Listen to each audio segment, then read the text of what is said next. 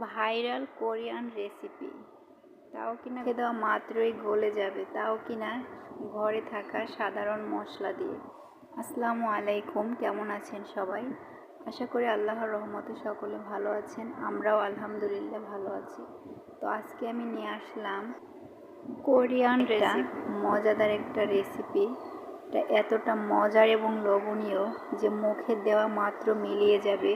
আর এই রেসিপিটি আমি তৈরি করব শুধুমাত্র ঘরে থাকা সামান্য উপকরণ দিয়ে। ভিডিওটা না দেখলে আপনারা সম্পূর্ণ ভিডিওটা মিস করবেন।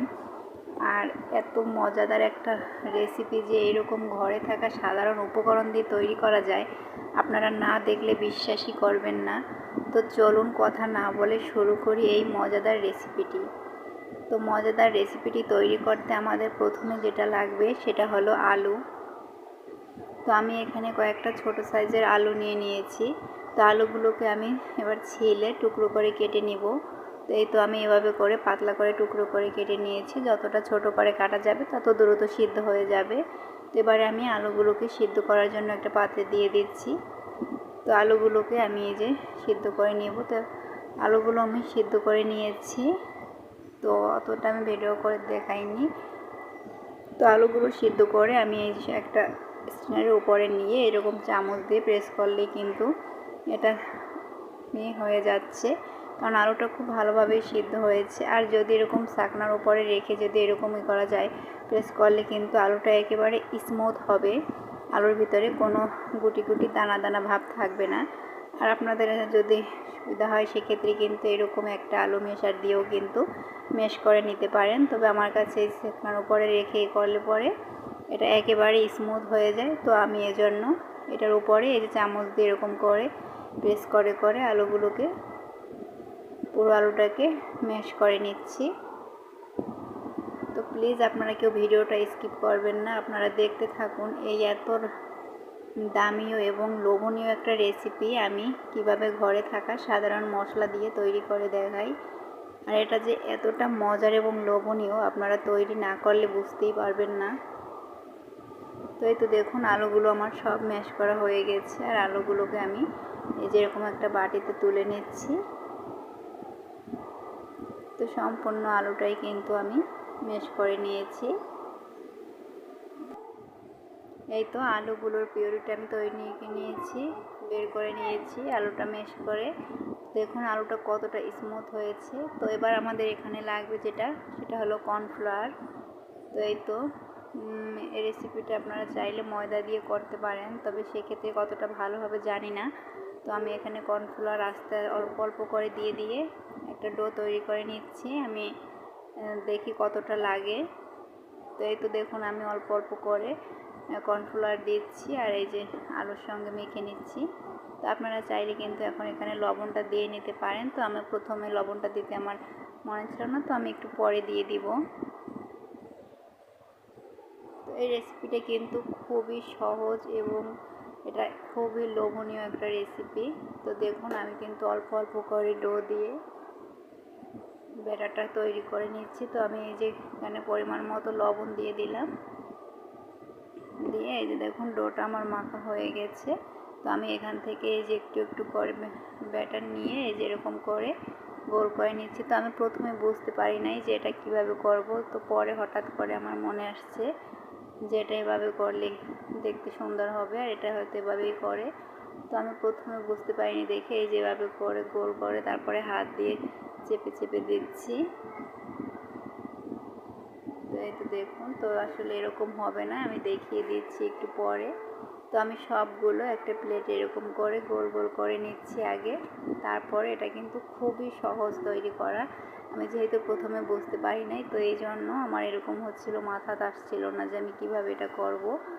আসলে বাচ্চারা খুবই বায়না করছিল যে আমাকে এটা বানিয়ে দাও, ওরা ফোনে দেখে করছিল। তো তারপরে এই তো দেখুন, তো আমার কাছে এটা ঢাকনাটা একটু বড় হয়ে গিয়েছিল, তো এই জন্য আমি এই যে একটা বোতলের কাঠ নিয়ে নিয়েছি। তো বোতলের এই যে সিপি নিয়ে সেইটা দিয়ে যেরকম করে নিয়েছি প্রথমে গোল করে, তারপরে এই তো দেখুন বোতলের সিপি দিয়ে একটা চাপ দিলে দেখতে কিন্তু খুব সুন্দর লোভনীয় হয়ে যাচ্ছে। আর কোরিয়ান রেসিপিটাও কিন্তু এই যে এরকমই হয়। তো দেখুন এই যে খুব সুন্দর, এই যে এরকম খুবই সহজ কিন্তু এটা তৈরি করা। কিন্তু প্রথমে আসলে এটা আমার মাথাতে আসছিল না, তারপরে হঠাৎ করে আমার মাথায় এটা আসলো। তো তারপরে এই যে আমি এরকম করে সবগুলো তৈরি করে নিচ্ছি। দেখুন, এটা দেখতেও যেমন, খেতেও কিন্তু দুর্দান্ত হয়। তো এই তো আমি দেখুন সবগুলো এভাবে করে তৈরি করে নিচ্ছি। তো এগুলো সব তৈরি করা হয়ে গেলে আমি এগুলোকে প্রথমে সিদ্ধ করে নিব। তো এই জন্য আমি এই যে একটা পাত্রে পানি গরম দিয়ে তা ওইখানে সবগুলো দিয়ে দিলাম। দিয়ে আমি এটা একটা বলক আসা পর্যন্ত এটাকে সিদ্ধ করে নিব। তো এই তো দেখুন, তো এই তো এগুলো কিন্তু আমার সিদ্ধ করা হয়ে গেছে। দেখুন আমি একটু নেড়ে তারপরে কিন্তু পানি থেকে এগুলো তুলে নিব। এটা বেশিক্ষণ সিদ্ধ করার কোনো প্রয়োজন নেই। এটা সিদ্ধ করলে কিন্তু ভেঙে বা গলে যাওয়ার কোনো চান্স নেই। এটাই তো খুব ভালো করে সিদ্ধ করে আমি তুলে নিচ্ছি। এই তো দেখুন আমি কিন্তু এগুলোকে সিদ্ধ করে তুলে নিয়েছি। তো এবার যেটা করব, রান্নাটা করে নেব। এই রান্নাটা কিন্তু খুবই সহজ, 5 মিনিটেই কিন্তু তৈরি করে নেওয়া যায়। তো এখানে আমি নিয়েছি কয়েকটা কাঁচামরিচ কুচি করে নিয়েছি 3টে। এখানে নিয়েছি রসুন কুচি করে, আর এখানে নিয়েছি আমি ছোট্ট এক টুকরো আদা, এই যেরকম ছোটো ছোটো করে কুচি করে নিয়েছি। তো এবার আমি চুলায় কড়াই বসিয়ে তেল দিয়ে দিচ্ছি এই যে কেটে রাখা মশলাগুলো। তো এগুলোকে আমি ভালো করে ভেজে নিব। তো মশলাকে খুব ভালো করে ভেজে নিচ্ছি। এই রান্নাটায় কিন্তু এখানে টমেটোর সস, সয়া সস এগুলো কিন্তু প্রয়োজন। কিন্তু আজকে বাচ্চা বায়না ধরেছে আর আমার ঘরে কিন্তু কিছুই নেই, টমেটোর সস বলুন, সয়া সস বলুন। তো সেক্ষেত্রে আমি যেটা করেছি, এখানে আমি 2 টুকরো টমেটোর পিউরি নিয়ে নিয়েছি, এটা ফ্রিজে ছিল। আর এর ভিতরে আমি দিয়ে দিয়েছি 2 চা চামচ চিলি ফ্লেক্স। তো এই তো, আর স্বাদ মতো লবণ দিয়ে আমি একটু পানি দিয়ে এটার ভিতরে দিয়ে দিচ্ছি ভেজে রাখা মশলাটার ভিতরে। তো হয়ে গেল কিন্তু আমাদের মজাদার রেসিপিটি।